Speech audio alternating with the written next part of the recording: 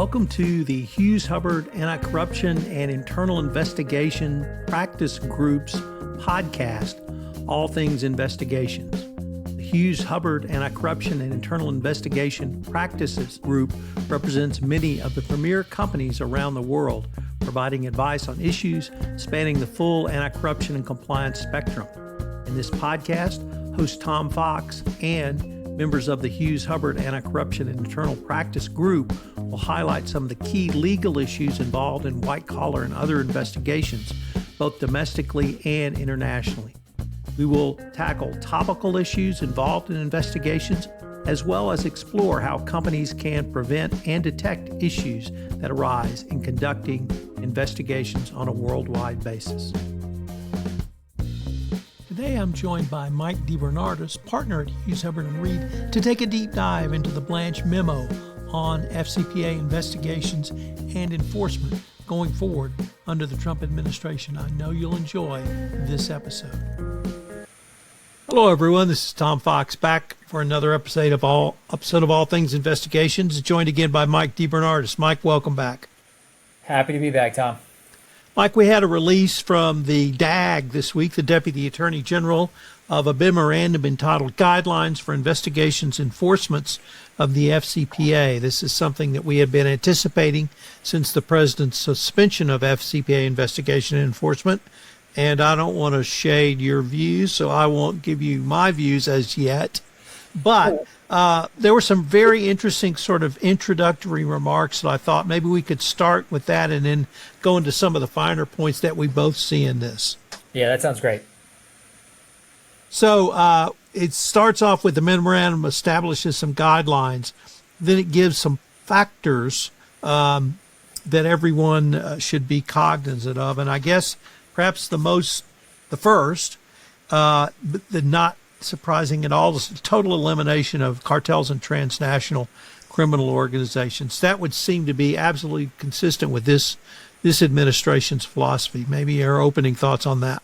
Yeah, I think, to be honest with you, all of the factors are consistent with what we had expected. I think probably consistent with what you and I had discussed over the last few months, what FCPA enforcement might look like. Now, with some tweaks and I think some wiggle room built in a little bit, but focus on cartels. That has been since day one, stated sort of day one, early February, so almost day one, has been a stated goal of this administration's Department of Justice is to fight the cartels, and then focus on national security, which is built into these guidelines, and a really when it comes to the FCPA, a focus on prioritizing cases that at least are perceived to be putting U.S. companies at a competitive disadvantage. So those are all things we've talked about now for several months in anticipation. So in a lot of ways, in that sense, there's no surprises in this document. And I really like your emphasis on the competitive advantage angle, because I'm not sure we've seen a Department of Justice memo articulated as deeply as we saw in this memo.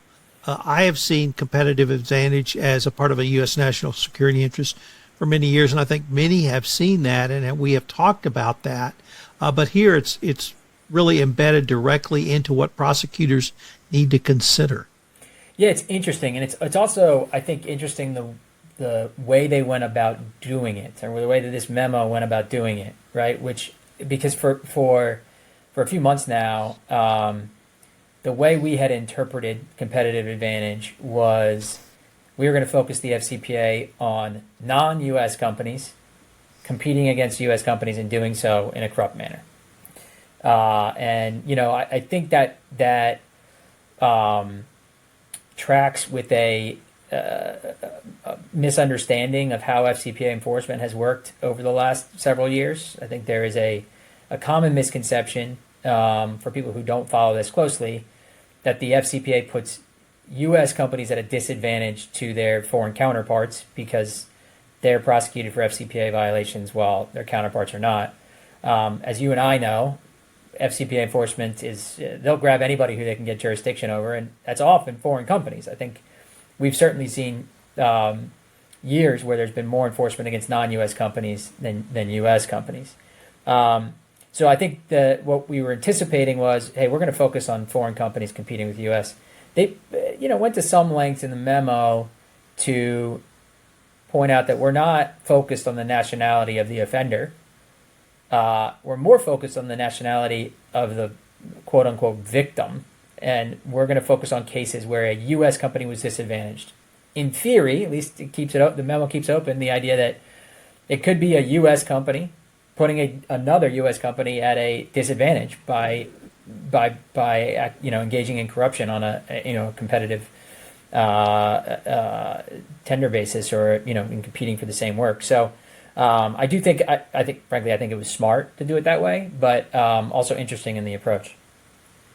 And I'll remind our listeners that, as we both know, 8 of the top 10 FCPA enforcement actions, dollar-wise, of all time, were foreign corporations.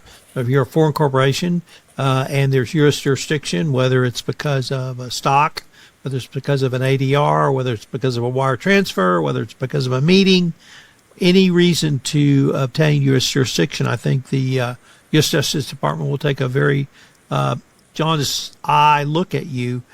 We're going to get to this at the end, but this is one of a series of memos we've had from the Department of Justice, literally, I think, over the past 4 weeks, maybe even 6 weeks.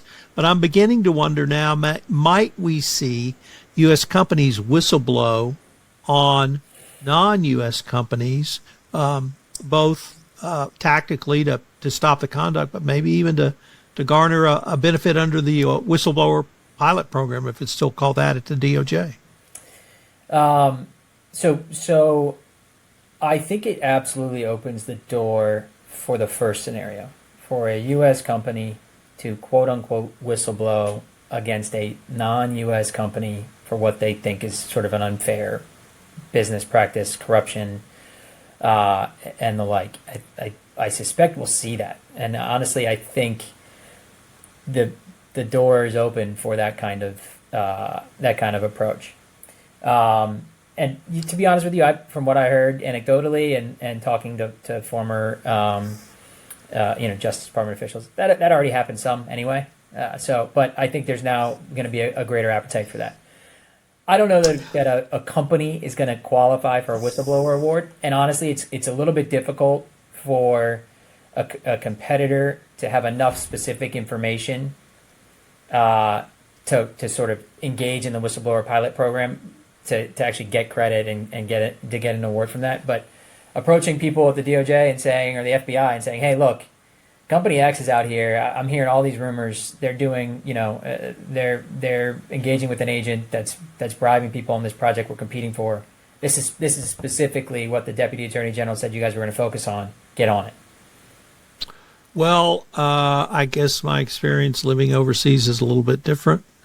In certain industries, Americans tend to congregate together overseas, and everyone knows what everyone else is doing, anecdotally or otherwise. So perhaps we'll see some of that.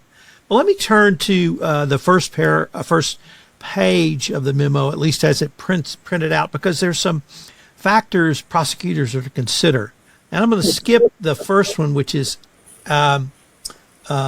non-specific malfeasance to corporate structures, because I want to take some time to talk about that a little bit later. But proceed as expeditiously as possible. Mm-hmm. Consider collateral consequences such as the potential disruption to lawful business and the impact on companies' employees. I don't think anyone would argue with proceeding as expeditiously as possible, but let me ask you from your perspective as counsel for companies, how do you think that would impact somebody like a Mike DeBernardis or an HHR? Is it going to require you to speed up in any way, or is this something different? I think the way that this plays out is going to be fascinating, because there are absolutely times, especially from the client's perspective, where they're like, let's move this along, right? This is dragging on, and these two principles or considerations you just described, I think, kind of fit together in some ways, and we can talk about that. But from the from the lawyer's perspective, I absolutely could see this playing out in a way that puts a lot more pressure on external counsel to move quickly to get things done, because let's be honest, this is not a one-way street, and the reason these things take so long. They're very complex, so I think that's the number one reason that FCPA investigations and tend to take so long, is that the conduct is often very, very complex. It's often overseas. There's often the need to get approvals from, or coordinate with foreign counterparts to get access to documents or to get data privacy considerations taken care of. But there are times when the Department of Justice is waiting for counsel to do things. There are often times when counsel and the company ask for extensions on those deadlines, and vice versa. So I think it may put a lot of pressure on all the actors to move more quickly. And I think my first impression when I saw that was, that's great. Let's move through these cases faster. Let's reduce the burden on the companies in terms of having 4, 5, 6 year investigations going on. But I think you raise a good point, which is when rubber hits the road, this probably means a lot more pressure on counsel to be moving and getting things done quicker. And the next two, I'm really intrigued with your perspective from, once again, where you sit as opposed to what a prosecutor may have to consider, and that are consider collateral consequences such as the potential disruption to lawful business and the impact on companies' employees. Because I can see a situation where you might raise that sitting across the table, that you are disrupting our lawful business and impacting our employees. So how would a prosecutor, or how would you guess a prosecutor would even think through those issues? And not just in the resolution, right?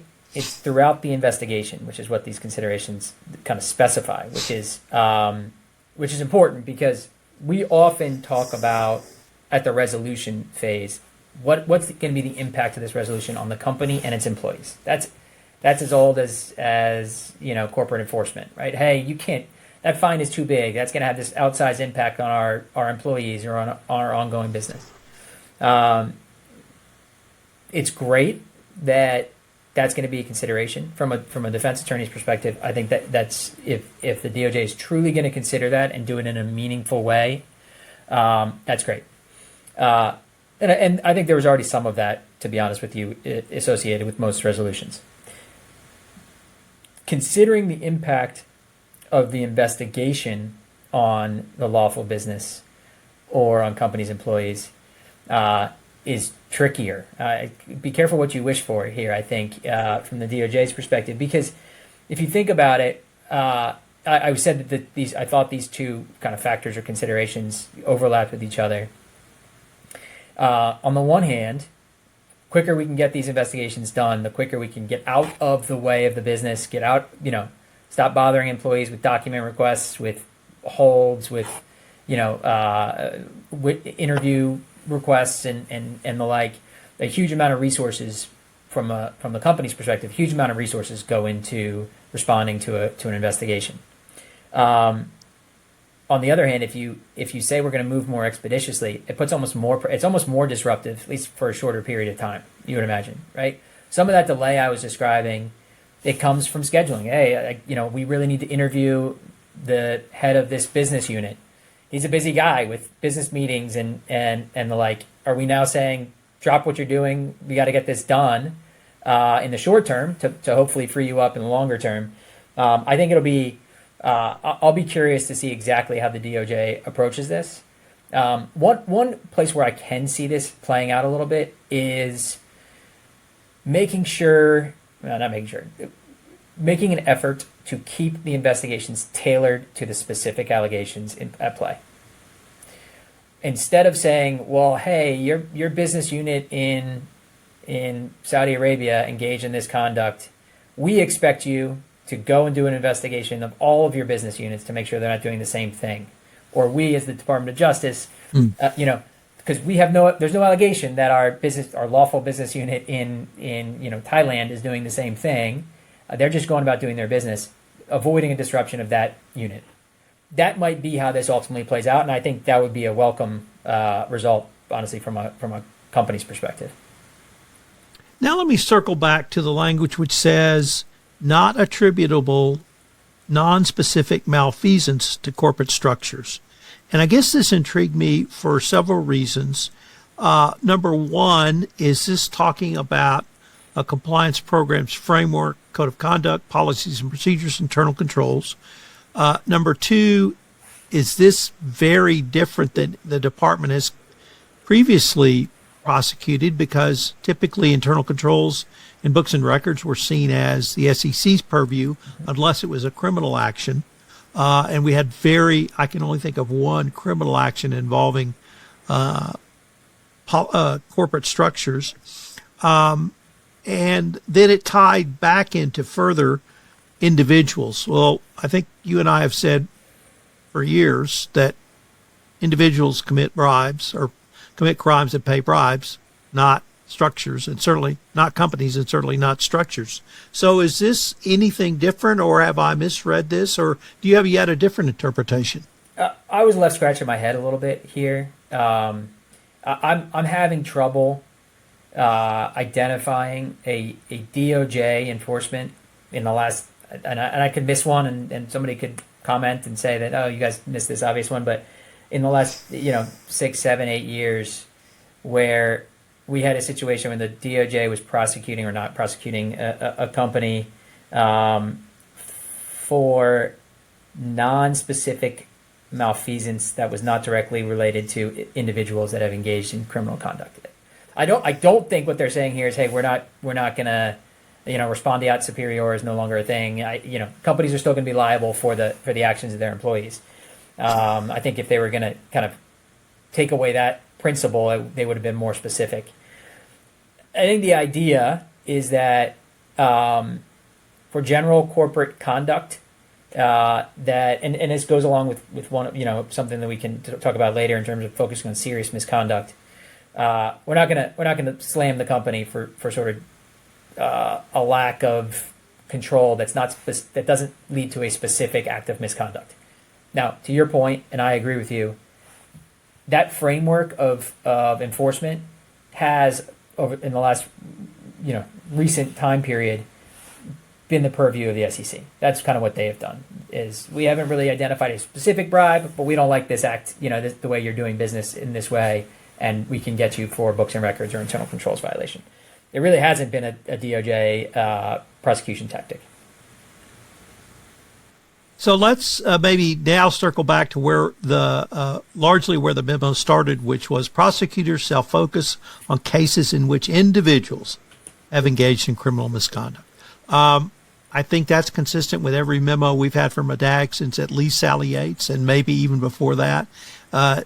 Any surprise there? No, and you know what? I remember when the Yates memo came out, and as we all do, we all wrote blog posts and client alerts and everything about the Yates memo. And one of my colleagues who had recently joined the firm from the Department of Justice was just kind of laughing. He said, "Is the assumption here that we weren't prosecuting individuals before? I mean, the focus has always been on individuals. We've always wanted to prosecute individuals.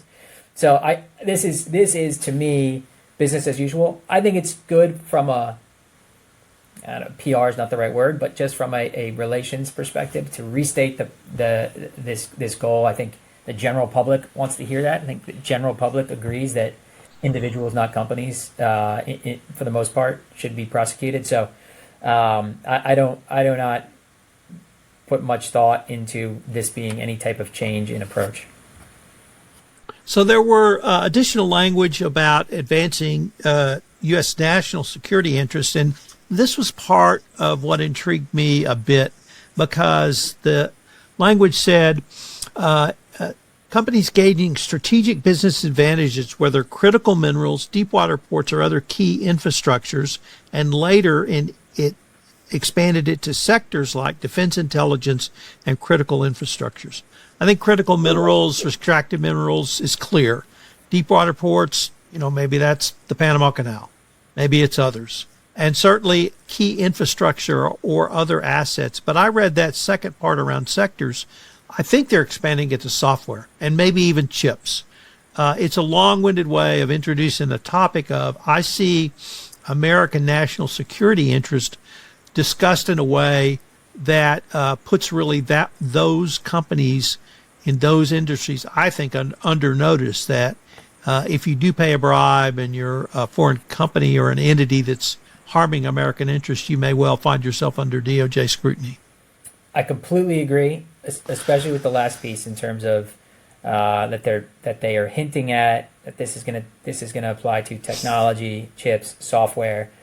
We are seeing, especially we've seen it, over the last decade or so, an increase, but especially with this administration, a direct tie between our national security and trade, and unfair trade practices in areas that overlap with our security. And so that is, in my mind, software, the chips, AI over in general, minerals that are used in technology, right? I think that's a big thing. Obviously, when we talk about extractive industries, your gut reaction is to go back to, oil and gas and all those things. But I think the focus here is things like cobalt and these minerals that are critical to chips and to batteries and everything else.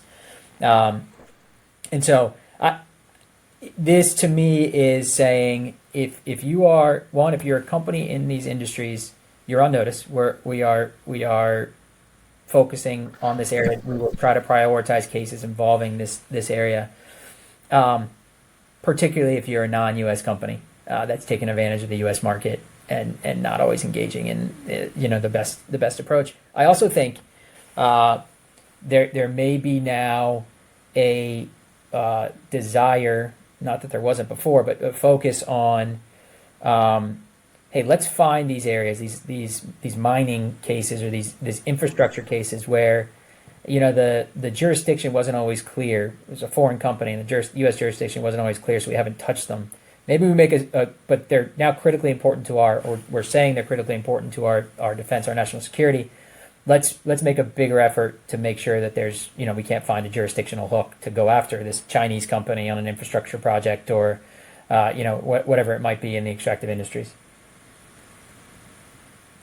So let's turn a little bit of time to what the DOJ calls prioritizing investigations of serious misconduct, perhaps hearkening to the Serious Fraud Office in the United Kingdom as opposed to the Unserious Fraud Office. But I don't want to say they're carve-outs, but there appear to be some priorities that DOJ is going to look at. Once again, they said they are not going to look at cases involving misconduct of routine business practices or de minimis or low-dollar gifts, travel, and entertainment, those sorts of things. Would that be really consistent with what we have seen for some time? And then they went on to say, hey, don't forget there's two defenses, local law defense and then business courtesies defense. Anything really new or different about that? I don't think so at all. It's what struck me here is that, again, we discussed this a little bit earlier, but they've been focusing on serious misconduct over the last, for a long time now. And really, when we've seen cases that have involved, that's excessive gifts and hospitality or, things that you might look at in a different context and say, isn't that just normal business, behavior in country X? Those have really been in the purview of the SEC, and the DOJ hasn't really prosecuted those cases. So usually when gifts and hospitality is included in a DOJ prosecution at all, it's an add-on. It's basically just we've already identified this serious misconduct, and by the way, you are also engaging in excessive gifts and hospitality. So to me, this is not a change at all. I think this is consistent with what the DOJ has done. I don't know if this is supposed to be a signal that, hey, we're only going to go after super serious misconduct now. Only the worst of the worst. I don't know. But when I first saw that, my gut reaction was this is not a change at all from what has been happening previously. And then the last sentence in that section mentions potential investigation or prosecution by foreign law enforcement authorities, and the prosecutor is to consider whether or not that might occur. I don't recall seeing that in writing before, but my sense is that's been a part of the calculus for some time.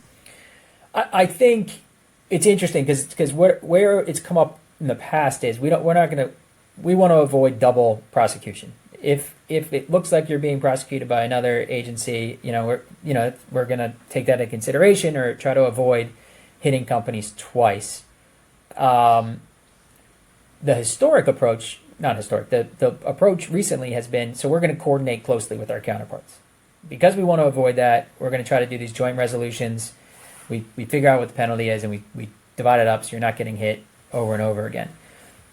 I don't know if this signals, you know what, the UK is already looking at that, we're going to let them run with this. I'd be surprised if they take that approach. That is the opposite of how law enforcement at various levels, state, federal, typically approaches opportunities to prosecute crime, is by saying, I'll just let somebody else take care of it, even though it's on my turf, right? We're all familiar with the different types of turf wars that happen between agencies and foreign and U.S. law enforcement. So I'd be surprised if all of a sudden the DOJ takes a very hands-off approach and kind of lets other enforcement authorities run with these cases. Mike, we've got about 5 minutes left, so I thought maybe we might turn to sort of what does this all mean, or maybe how HHR would think about advising clients, sort of how do we use this information? Yeah, I think that's the key point. So this has been, as you mentioned at the top, we've been waiting for this. This is sort of what we were waiting for. In some ways, I was satisfied because it fit neatly into the boxes I think we were expecting. The focuses are exactly what we were expecting. To me, one of the big takeaways is FCPA enforcement is not dead. If they actually follow these factors, there is a ton of activity that's exposed to FCPA enforcement. If you read the factor regarding cartels, for example, if you read that broadly, it could apply to in any case where there's corruption in a country, corruption of foreign officials in a country where cartels thrive. So basically any sort of bribery of Mexican foreign officials, for example, in theory, right? That's you are adding to the environment, the sort of corruption environment that allows cartels to thrive. As we discussed, the serious misconduct piece that the DOJ really is focused on that for a number of years now. So that's not really a change at all. And then even the national security sort of focus. There's a lot of industries and a lot of business activity that it can be captured there. So FCPA enforcement, first of all, that is not at all dead.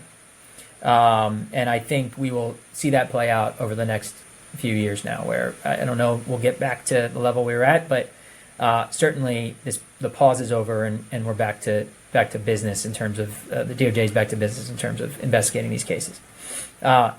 The second piece is we had with the memo, the criminal division memo back in early May, started to talk a little bit about the timelines, right? So it seemed that there was going to be in the new corporate enforcement policy. Yes, we still want companies to respond quickly and to investigate and self-report quickly, but we're not going to put these really stringent 60-day timelines on doing investigations, self-reporting, and everything else. I think this is confirmation, though, that the expectation when you have an FCPA issue is that you work quickly to figure out what happened and get it resolved. And you put the resources in necessary to do that. I think that's if they're really going to focus on getting these things done expeditiously, faster than they have in the past, that is a two-way street, and the company and its external counsel are a part of that solution. They're a part of that. In order to get it done quickly, they're going to be a part of that process. So that's two. And then the third thing is we've been advising our clients to take a fresh look, right? Take a fresh look at your operations. I do think there is an opportunity. We talk about assessment of risk and relative risks all the time. To reassess relative risks in your operations when it comes to FCPA compliance. During the pause, we were talking about reassessing your compliance risk vis-a-vis the FCPA. If it wasn't going to be enforced, kind of where does FCPA risk fall? Now I think we're talking about reassessing your actual FCPA compliance risk, finding those areas of your business where you think are most exposed, and putting resources in those spots. So those are sort of the three conversations we're having with clients now. I mean, we're only a few days out from this memo coming out, and obviously once we start to see some enforcement activity, it'll provide additional guidance as to what some of these vaguer terms mean. But those are the three main points. Well, Mike, we're certainly going to be able to visit on this topic down the road. Thanks so much for taking the time to visit with me today. Thanks for having me, Tom.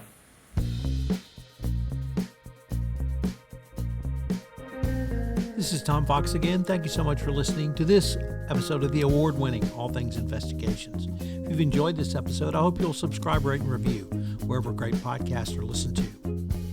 All Things Investigation is a production of the Compliance Podcast Network.